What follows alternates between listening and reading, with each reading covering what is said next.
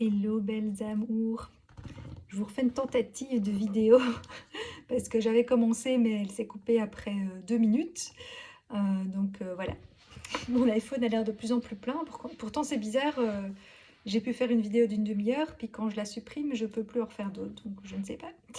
C'est les mystères de l'iPhone.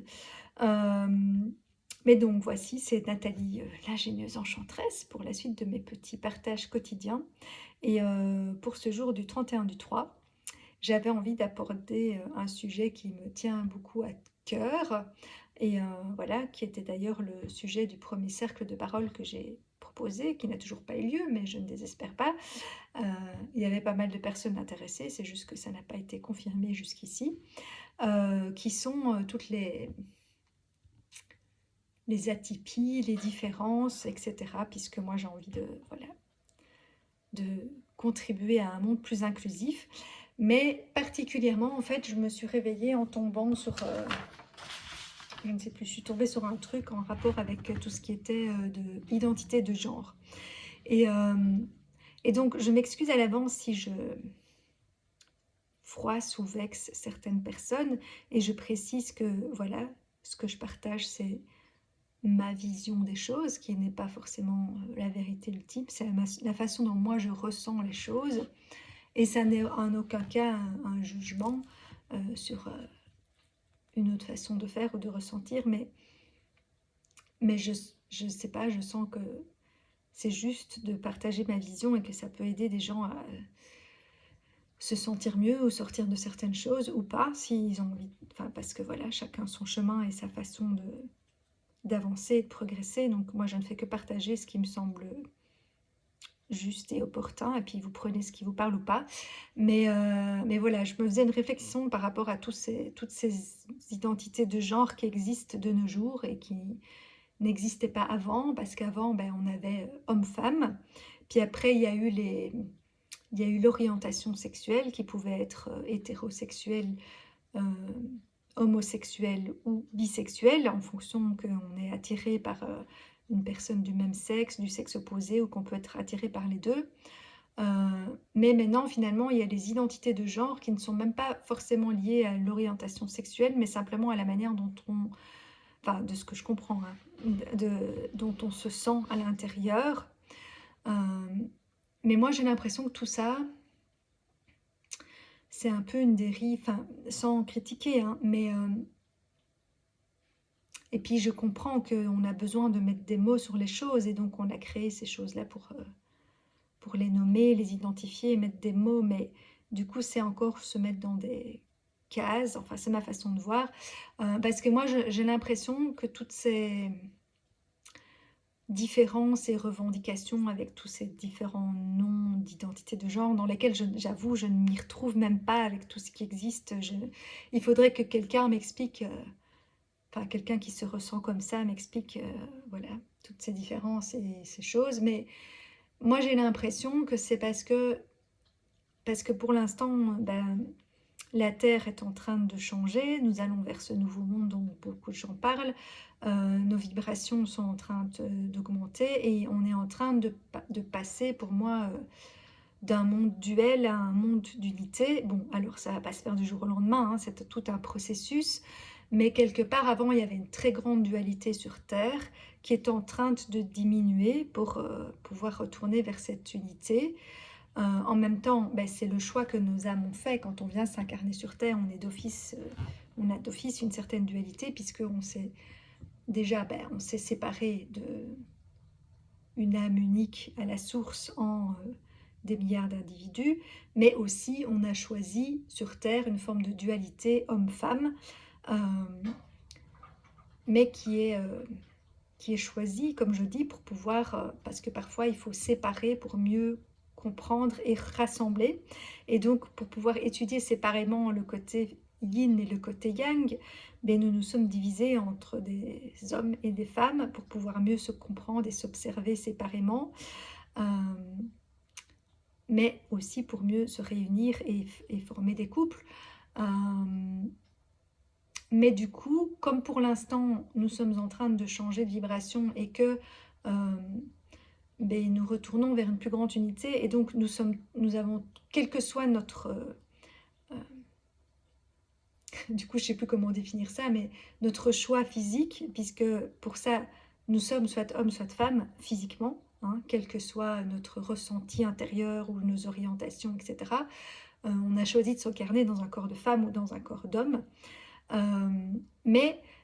quel que soit le corps que nous avons du masculin et du féminin en nous, du yin et du yang. Alors avant, comme on était dans une société très normée, stéréotypée et duelle, il y avait toutes des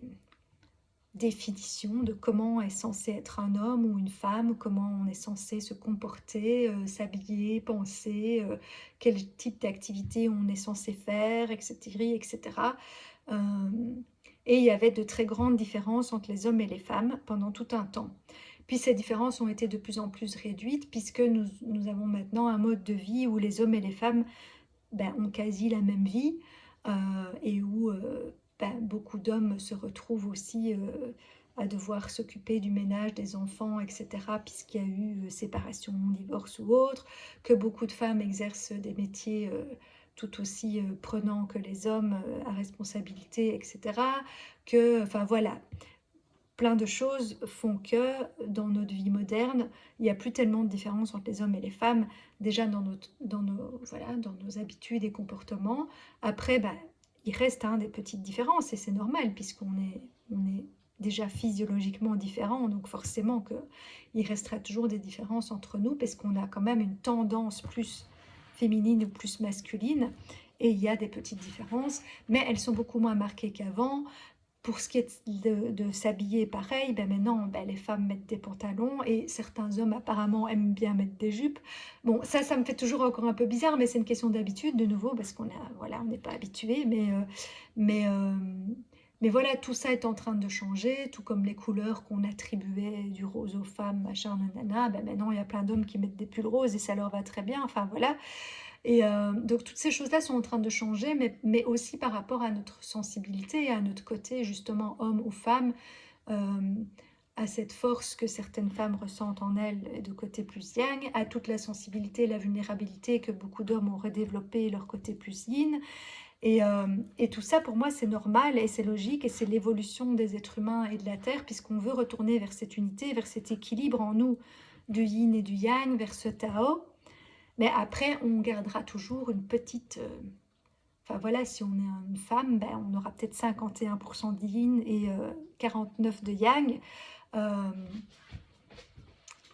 bon, qui peut être différent en fonction d'effectivement son ressenti, ses orientations, etc. Mais je veux dire, quel que soit tout ça, on est un mix de yin et de yang et on a aussi un côté enfant intérieur. Mais bon, ça c'est encore un autre débat. Mais donc moi j'ai l'impression que toutes ces nouvelles identités de genre, c'est un peu enfin quand je dis une dérive, c'est des noms du coup, que les personnes qui ne sont pas connectées à leur partie divine et à la spiritualité et à toutes ces notions-là, ressentent quelque chose de différent, ne se sentent pas correspondre aux normes de la société, ni à ce que la société attend d'un homme ou d'une femme, etc. Et ce qui est logique, et d'ailleurs moi-même, je ne me reconnais pas là-dedans, et moi je me définissais, mais c'est pas non plus le bon mot, comme androgyne, parce que je me sens à la fois yin et yang, que pour certains trucs j'ai plus tendance à faire comme un homme, pour d'autres plus comme une femme, que j'ai eu des périodes où j'ai été très yang, et puis là je me reconnecte de nouveau plus à mon côté yin, euh, mais quelque part je suis les deux, et je me ressens être un mix des deux, et donc j'ai aussi du mal à...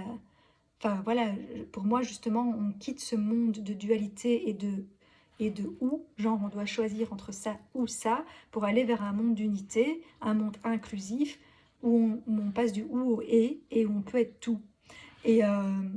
et évidemment, il faut que la société évolue en ce sens aussi et que le système puisse reconnaître toutes les spécificités de chacun et toutes les sensibilités différentes, orientations différentes, etc., etc. Et donc le système doit devenir plus inclusif par rapport à nous et nous, chacun, devons être aussi plus, voilà, plus tolérants et ouverts et quelque part aussi ne pas du coup vouloir Parce que quelque part, on ne se reconnaît pas dans l'étiquette que la société nous met, mais on vient se coller d'autres étiquettes en se définissant comme de telle identité de genre ou machin. Mais là, je parle d'identité de genre parce que c'est ça qui est venu le matin, mais ça peut être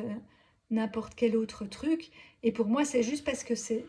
cette évolution vibratoire et ce retour à l'unité que les gens ressentent, mais comme ils ne sont pas connectés